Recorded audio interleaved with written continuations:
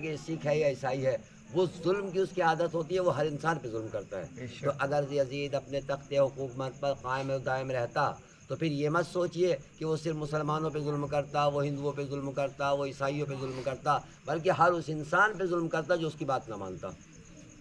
تو لہٰذا امام حسین علیہ السلام نے اپنی قربانی جو دی ہے کسی ایک مذہب کے لیے نہیں دی ہے، کسی ایک دین کے لیے نہیں دی ہے، بلکہ انسانیت کے لیے دی ہے، تاکہ انسانیت پر یہ ظلم نہ ہونے پائے۔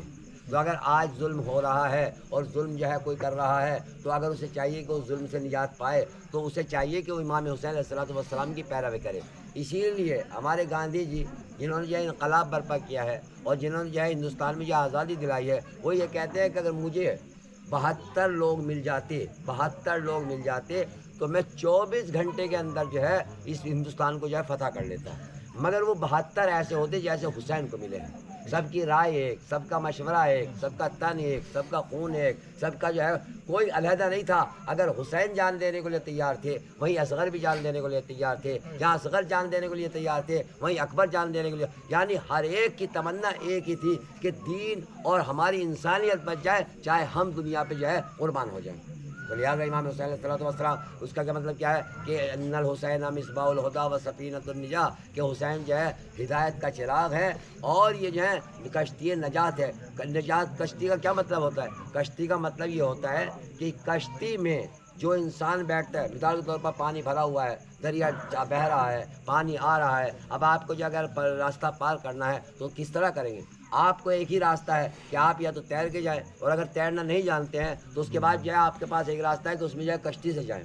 آج تو ہوائی جہاز وغیرہ بن گئے ہیں، مگر اس زمانے میں کشتی ہوا کرتی تھی۔ تو لہٰذا رسول اللہ نے، اور یہ کشتی ایسے نہیں ہے بلکہ قرآن سے لی گئی ہے کہ جب جناب نوح علیہ السلام کو جو ہے حکم دیا پروردگار عالم نے، کہا کہ اے نوح ایک کشتی بناؤ، اور جناب نوح علیہ السلام نے ایک کشتی بنائی، اور کشتی بنانے کے بعد میں اس میں جب طوفان آیا تو لوگوں سے کہا کہ آؤ اس کشتی میں سوار ہو جاؤ، جو اس کشتی میں سوار ہوگا وہ نجات پاتا چلا جائے گا، جو اس میں بیٹھ جائے گا وہ پانی میں غرق نہیں ہوگا، وہ ڈوبے گا نہیں۔ اچھا اس میں یہ نہیں تھا کہ رشتہ دار بیٹھے گا تو بچ جائے گا، غیر بیٹھے گا تو ڈوب جائے گا، نہیں، جو بھی آ جائے، جس قبیلے کا بھی آ جائے، جس مذہب کا بھی آ جائے، بس اس کشتی میں بیٹھ جائے، لہذا اسے نجات مل جائے گی۔ یہ کون کہہ رہے تھے؟ جناب نوح، جن کا ذکر جو ہے قرآن مجید کرتا ہے۔ تو جناب نوح کی کشتی کہے گی تھی ایک پانی پہ چلنے والی ایک لکڑی کی کشتی تھی، مگر اس زمانے میں وہ کشتی ختم ہو گئی، وہ طوفان ختم ہو گیا۔ تو کیا طوفان صرف پانی کا ہوتا ہے؟ نہیں، کبھی جو ہے ظلم کا طوفان ہوتا ہے، کبھی جو ہے فساد کا طوفان ہوتا ہے، کبھی جو ہے اور طریقے کا طوفان ہوتا ہے۔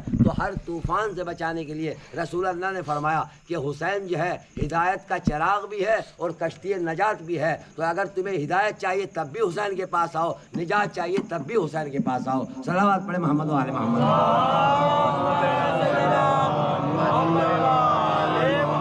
امام حسین علیہ السلام کی ذات جو ہے کوئی ایسی ذات نہیں ہے کہ جسے جو ہے ہم فراموش کر دیں۔ ہر مذہب کا آدمی اسی لیے امام حسین علیہ السلام کو جو ہے سلامی پیش کرتا نظر آتا ہے۔ آپ نے دنیا میں دیکھا ہوگا، دنیا کے اندر جتنے بھی ملک ہیں، ہر ملک میں اپنے ملک کا جھنڈا لہراتا ہے۔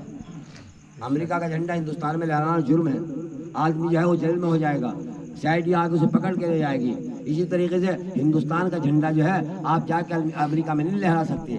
دوسرے ملک کا جھنڈا دوسرے ملک میں پھہرانا کیا ہے؟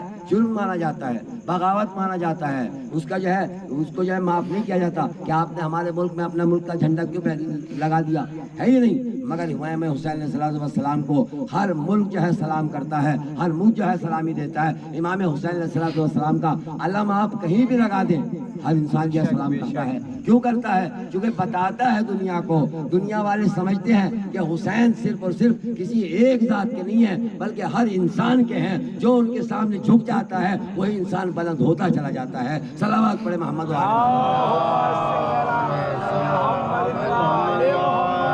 یہ تازیہ جلوس جو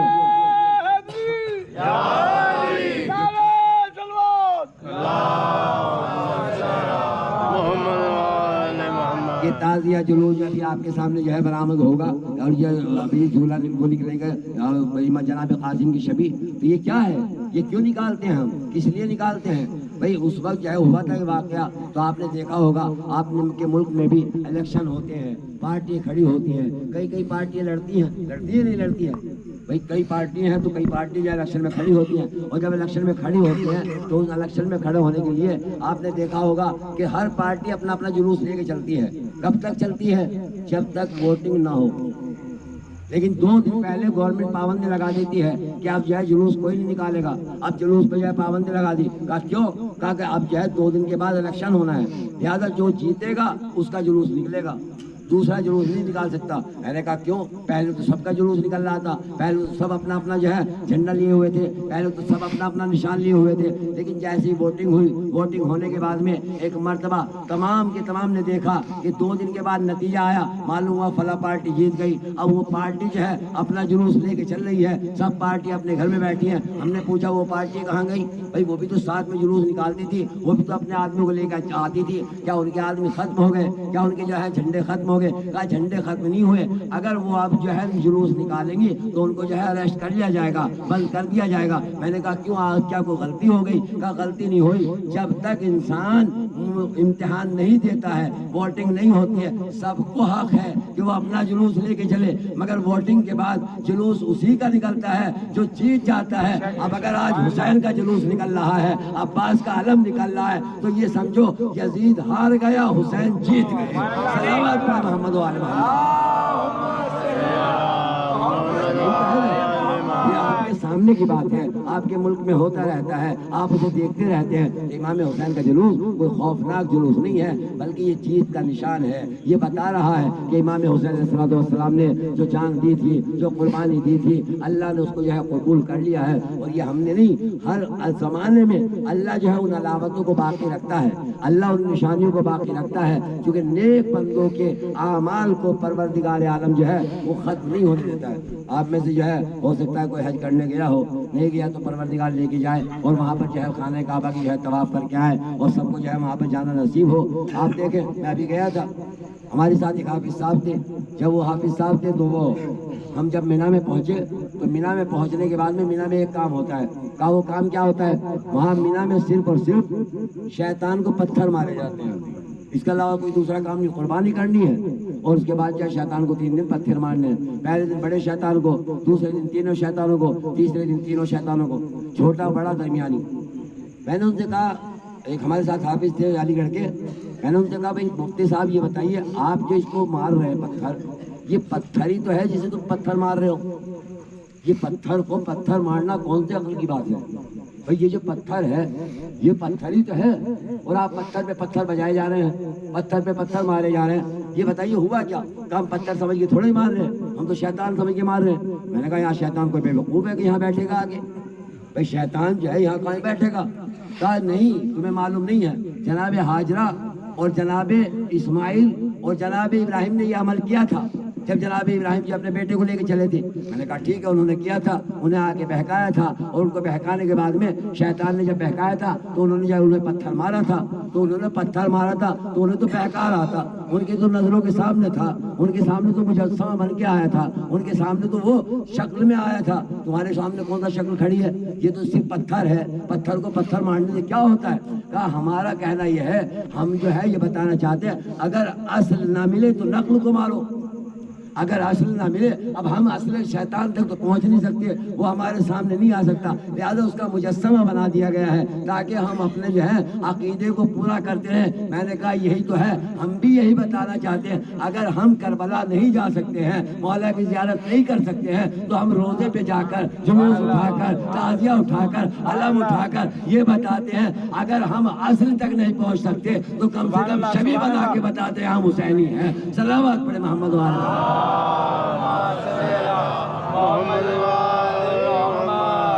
لہٰذا یہ جو جلوس ہے، یہ جو علم ہے، یہ جو تعزیہ ہے، یہ کوئی ایسی بات نہیں ہے. یہ رسول اللہ کے زمانے سے ہمیں ملتا ہے، یہ رسول اللہ نے ہمیں بتلایا ہے. اس کا طریقہ کار کیا ہے؟ امام حسین علیہ السلام کی جب ولادت بسعادت ہوئی، ایک مرتبہ ولادت کا وقت آیا، جب ولادت ہو گئی تو تمام فرشتے جو ہے رسول اللہ کو مبارکباد دینے کے لیے آئے، اور آنے کے بعد میں فرشتہ جو ہے آیا ہے 4000 کا لشکر لے کے آیا ہے آسمان سے، اور آنے کے بعد میں رسول اللہ کو مبارکباد دینا چاہتے ہیں.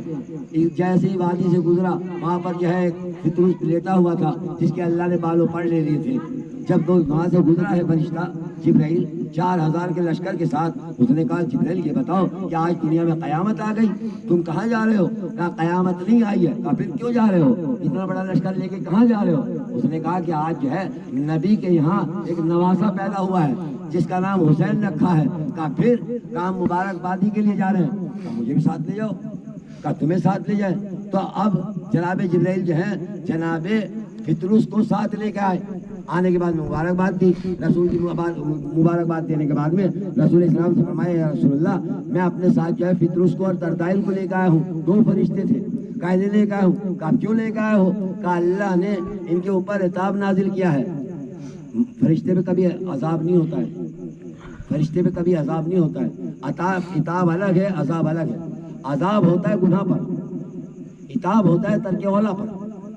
یہ سمجھ لیجیے گا, عتاب ہوتا ہے ترک اولا پر اور عذاب ہوتا ہے گناہ پر. اور فرشتے کے یہاں گناہ نہیں پایا جاتا کیونکہ فرشتے کو اللہ نے معصوم بنایا ہے, لہٰذا فرشتے پہ کبھی عذاب نہیں ہو سکتا. بچہ ایسے ہی آیا, رسول اللہ نے کہا تو کیوں لائے ہو؟ کہا اس لیے لایا ہوں تاکہ آج جو ہے آپ کے یہاں ایک نواسے کی پیدائش ہوئی ہے. میں یہ چاہتا ہے کہ مجھے بھی شفا مل جائے, مجھے بھی بالوں پر مل جائے, میں بھی جو ہے پھر دوبارہ سے جنت میں اڑنے لگوں, میں بھی پرواز کرنے لگوں.